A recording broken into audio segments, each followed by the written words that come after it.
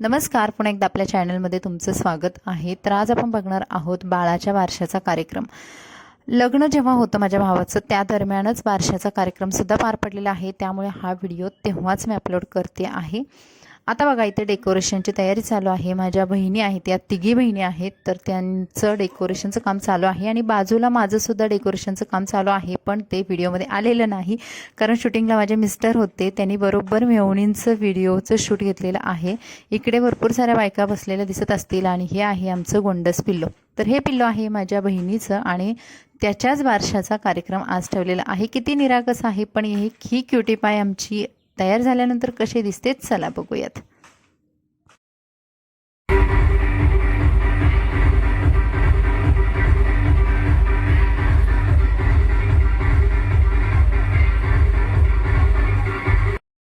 तर हे पिल्लू आमचं मस्त नटून थटून सजून आलेलं आहे. फ्रॉक घालून बसलेला आहे. अजिबात रडत नाही. त्याने बारशाच्या दिवशी बिलकुल गोंधळ केलेला नाही. तर ज्या आपल्या प्रथा असतात तर त्या सुरुवात झालेली आहे.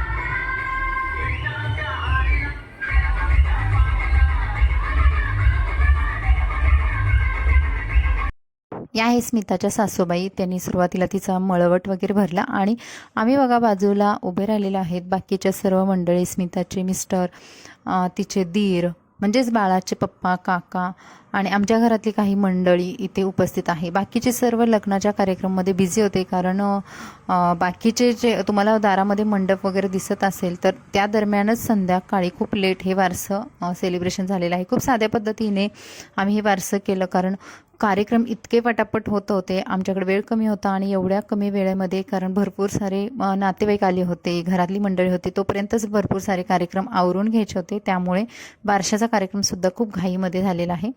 तर ते बारशाला घुगऱ्या वगैरे करायची जी पद्धत असते आणि त्याच्यानंतरची आई असते तिला अशा पद्धतीने जे घुगऱ्यांनी औक्षण वगैरे काय केलं जातं तर तो हा कार्यक्रम आहे बघा. तर पहिल्यांदा स्मिताच्या सासूने हा सर्व कार्यक्रम केला आणि त्यानंतर तिची जाऊबाई किंवा तिचे नणंद, नंतर माझी आई, नंतर माझी काकी, म्हणजे अशा बऱ्याच जण ज्या स्त्रिया तिथे उपस्थित होत्या त्या सर्वांनी केलेला आहे हा कार्यक्रम.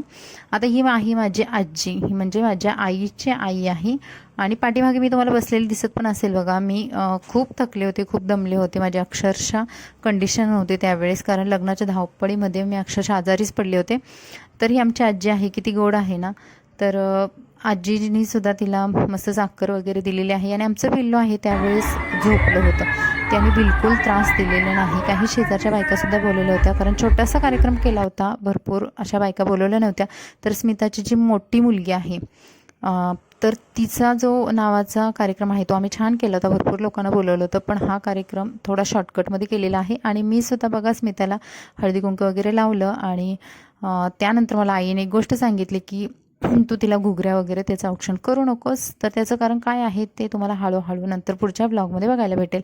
त्यानंतर माझी काकी किंवा ज्या बाकीच्या राहिलेल्या बायका होत्या त्या सर्वांनी औक्षण केलेलं आहे किंवा तिला हळदी कुंकू वगैरे लावलेलं आहे.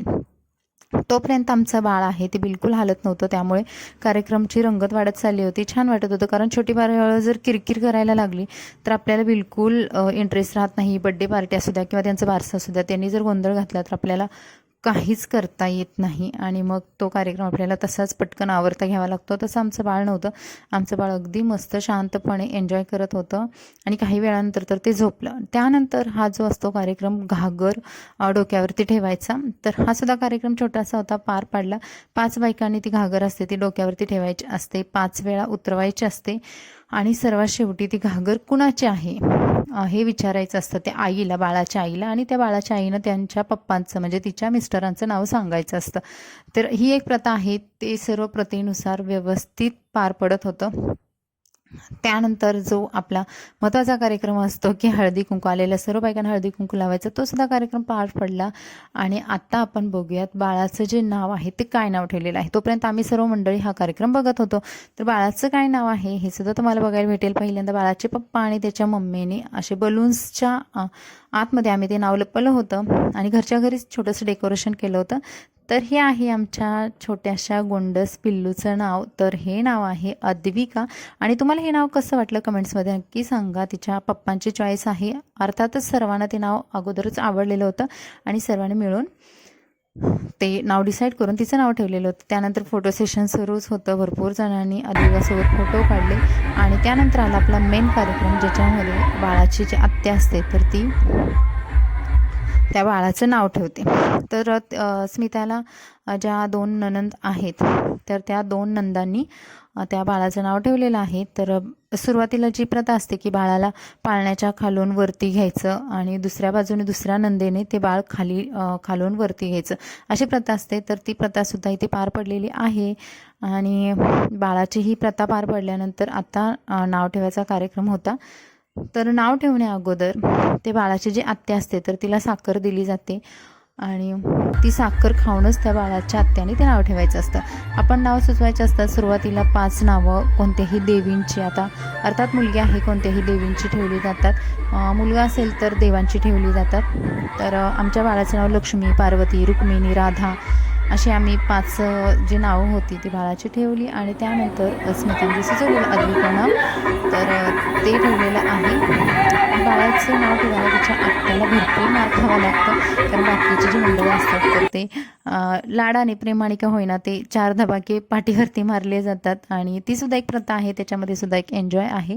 आणि अशा दोन्ही आत्यांना त्या दिवशी भरपूर मार मिळाला होता आमचा आणि त्यांनी सुद्धा छान एन्जॉय केलेला आहे. माझ्या आईने त्या दोघींना मस्त साड्या वगैरे नवीन घेतल्या होत्या आणि एकसारख्याच त्यांच्या साड्या आहेत बघा. ज्या रेड कलरच्या दोघी दिसत आहेत तर त्या बाळाच्या आत्या आहेत. तर अशा पद्धतीने आमचा नावाचा कार्यक्रम छान प्रकारे किंवा बारशाचा जो कार्यक्रम आहे तो छान प्रकारे पार पडलेला आहे. आणि हा व्हिडिओ तुम्हाला कसा वाटला कमेंट्समध्ये नक्की सांगायला विसरू नका. आपल्या चॅनलवरती भरपूर सारे आता व्लॉग येत आहेत तर तुम्ही त्याला छान रिस्पॉन्स देताय आणि असाच पुढे रिस्पॉन्स हवा आहे. त्यानंतर बाळाला पाळण्यामध्ये ठेवून त्याचा पाळणा म्हणण्याचा कार्यक्रमसुद्धा झाला, पण ते शूट झालेलं नाही आणि त्यामुळे मी तुम्हाला ते दाखवू शकत नाही. तर हा व्हिडिओ कसा वाटला कमेंट्समध्ये सांगा. आवडला तर लाईक करा, चॅनल आपल्या सबस्क्राईब करा. असेच ब्लॉग आपले पुढे येत राहणार आहेत. तुम्हाला कोणते ब्लॉग बघायला आवडतील ते सुद्धा कमेंट्समध्ये सांगायला विसरू नका. चला भेटू नवीन व्हिडिओमध्ये. तोपर्यंत मस्त राहा, खुश राहा. Bye bye.